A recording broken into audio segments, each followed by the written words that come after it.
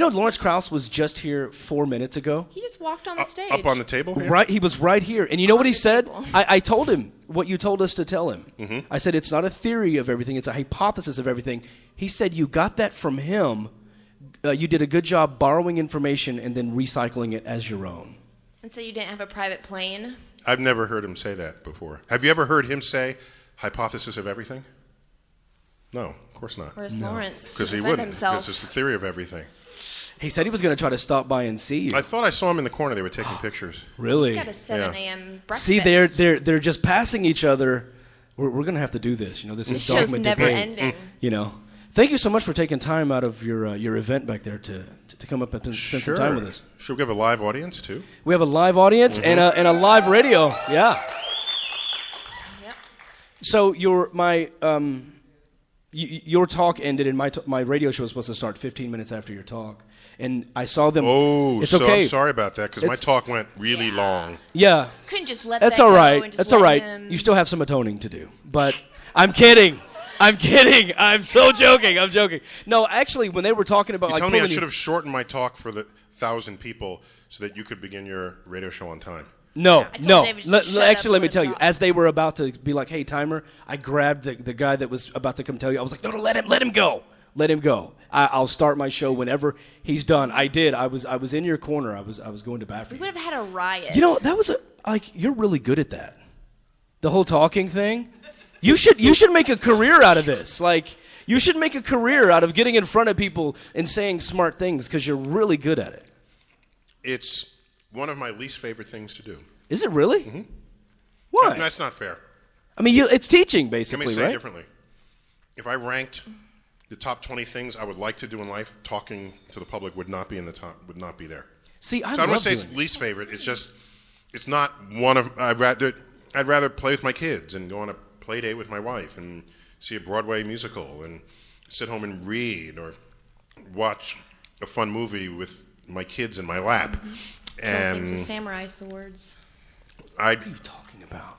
Sorry, keep going. She's freaking out. I'd like to, dine at a restaurant that's just slightly too expensive, but has really awesome food, and have a nice bottle of wine, and write by candlelight, and go out with my telescope to the roof, and listen to the waves of a beach, and these are all things that would be much higher on my list. You know how many women are turned on right now by listening to everything you just said? They're like, you just listed my top 10 perfect dates with Neil deGrasse Tyson. I took a moment. No, I noticed how you've talked a lot about how important educating the public is, and I know that that's so important to you, and I know that you've talked a lot about being an educator. And even when I had my foul up and misunderstood and was a complete jerk to you, your first response was, well, apparently I'm not the educator I fancy myself to be. I was trying to educate. I know that that's important. Yeah, just to clarify, if I say something to a group of strangers in the capacity as educator, I do so with an expectation of how they will interpret what I say. And if there's a mismatch in how they interpret it with my intent for how they interpret it, then I have failed. And that was my thinking in my email. I wrote something, I thought it was pleasant and cordial, and then you had a reaction that was a mismatch to my intent. So that's when I said, I guess I'm not the educator I thought I was. Maybe let me try it again or get a second opinion on what I wrote. Yeah. So that's David was definitely the one wrong. It was completely me. But what sparked that in you in the very beginning to care so much about educating the public? Because I can tell that you're very passionate about that. Well, if I'm tasked with doing it, then why not be as good as you can at it? It's like when I'm interviewed for these various comedic talk shows, so Jon Stewart or Stephen Colbert, I could go there and just try to do my thing, or I can study how they interact with their guests, which I did do. I looked at how many sentences does the guest get to speak before they jump in with a comedic quip. And if the comedic quip comes in before you complete your idea, then you trip on your own idea, he gets the laugh, and then nothing really coherent emerges forward. Whereas if you parcel information according to how they cut it up, Then a full idea gets expressed, a full comedic quip comes in, and everybody benefits. And so I said, why not do that? I mean, why not pay attention to the rhythms of a show if I'm going to be on the show? So it's not like I start the morning saying, how can I take over nighttime television? No, I'm home minding my own business. The phone rings. It's some talk show host. And then I say, well, let me look at a few of their episodes and see what it's like if it's someone I haven't been on before. So, see, what you just described there, that people always say you can't teach the X factor, that it factor that people have. Yeah, you literally just broke down the science of what that factor is. It's that timing and that those quips, like you mentioned. Yeah, so there's more than that. There's also, what is your, how fast is the random access in your brain's hard drive? So they might ask you something. David's is not. As you can tell from my email, I'm the mine doesn't scientist run on the so show, quickly I would sometimes. know. So you can ask if they pose a question, do you only have one possible answer to that? Would you have many answers that you can choose from that would serve that moment best, based on what came before and what is likely to follow, and based on what the audience is thinking and reacting at the time?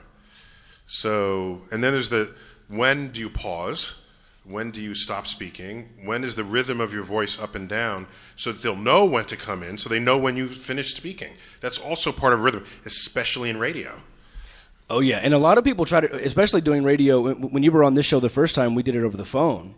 And it is hard to do that sometimes. And, we had to mix audio and things like that because there's so much physical comedy. Now, you deal with a lot of very complicated issues. And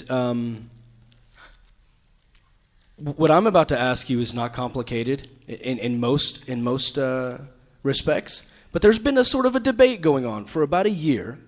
And I'm supposed to settle it this Sunday when I give the last talk of the conference right here. I'm supposed to settle it. But and my daughter is about to debate Dr. Daryl Ray in the very next segment on this topic. But I've got to get your take on this. And I hope that you're not so good at it you ruin everybody else's thought process. That's kind of what I'm afraid of. Well, if I can, before you ask. Okay. If you hear me chewing, it's because I've never let anyone eat on the show before. You're the record, by there's the way. delicious shrimp here with does look cocktail fantastic. sauce. But we're in a landlocked state, so I was just a little worried that we'd be served shrimp. Just a casual thought I had. Yeah, sure. So I generally don't engage in debates for a couple of fundamental reasons. That's why you've never seen me debate astrologers, creationists, crystal healers, faith healers. I just don't. Primarily for two reasons. If I'm debating an opinion I have, I don't care if anyone else has my opinion. I just don't care. I have no urge to have you agree with my opinion if there's an opinion I have on something. A. B, if it's not an opinion, and it's just information I'm trying to put out there, then I don't need that to be in a debate format. I'm just serving as educator. When you take a course on calculus, they're not two professors debating anything. You're learning calculus. So as educator, another side of me is just to educate people. That's what it is. And also, suppose I did agree to a debate on some fundamentally true thing. What does it mean if I lose the debate? Does that mean the other person who's arguing, suppose we have a truly charismatic creationist who wants to say that creation belongs in the science class. Suppose I lose that debate. Does that mean the person won and the whole audience will go along with that person, and then we have legislation that puts creation in the...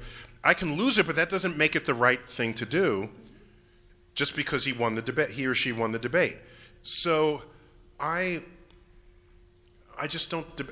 I'll just stay home. But what about... Go to the beach. But what about when people tout things as evidence that is not evidence, or they falsely represent information as truth, and you have... I teach other people how to know when someone else is full of it. You are an educator in that sense. You Yes. are finding the... I don't I'm like not going to try to debate change the mind of the person. I'm going to try to enlighten the people who are listening to the person so they'll know how to understand and interpret what it is they're saying. Okay. Discussion, not debate. That's why I know, and I think discussions are always better. But I like to engage in debates, and I think a lot of they're times. fun. Oh, by the way, I'm not saying other people shouldn't debate, and I enjoy You're just saying why watching you debate. don't. Yeah, it's just personally. Why Well, I with don't. all of this in mind, let's get to the question at hand. Uh-huh. Is a taco a sandwich? That's the question we ask Neil deGrasse Tyson on our show. Okay, so I have a reply. I'm waiting for the sound guy to get rid of that noise. I promise. You blaming the sound guy? He said it's not him. It's him. See, he made it stop. Yeah, okay. It was him. Okay. So I have an answer to that, but it's perhaps not satisfying Okay. to those who would like to debate it. We attach meaning to words based on some common definition. Then you have people turning to the dictionary, but that's actually the wrong thing to do. The dictionary does not define words. It describes words as they have come into use. I wrote my talk before I talked to him, just so you know. When you see my talk on Sunday. It's going to be sliding Continue. scale. Go I'm ahead. calling it. So in France, there's a committee that establishes language that's official, but not in English. English, all of our words breathe, and they evolve. And that's the task of the Oxford English Dictionary, to look at all turning points in the usage of words as they come in and out of various meanings. So to debate whether something is one thing or another implies, one, that it could only be one thing or another rather than both. We have a wave-particle duality in quantum physics. Initially, that was awkward because we didn't have a word to describe the thing because it was two different things at once.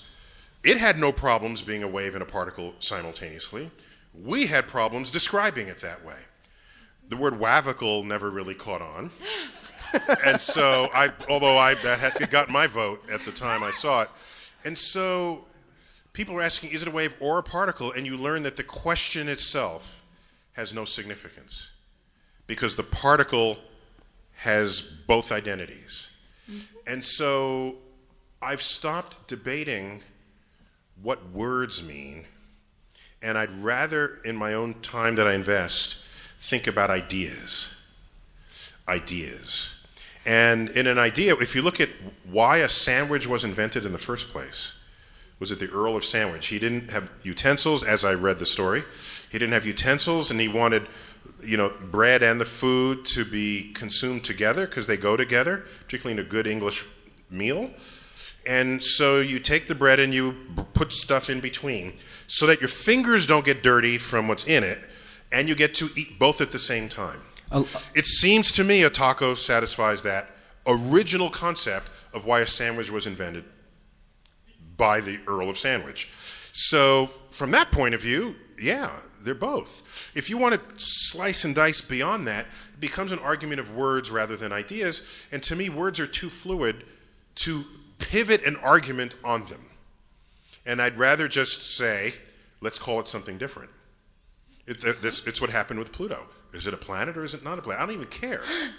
I had some slides today about it, but in fact, I don't care what Pluto is.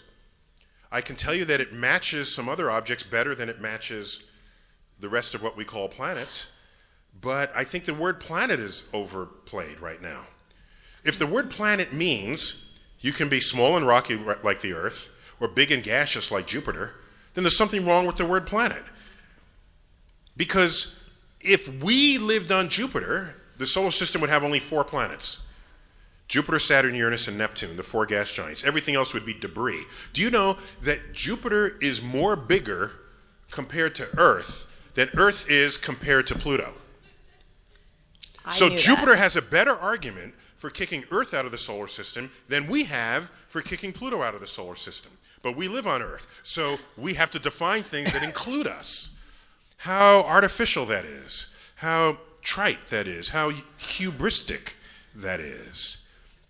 And it's all because we're caught up in word definitions.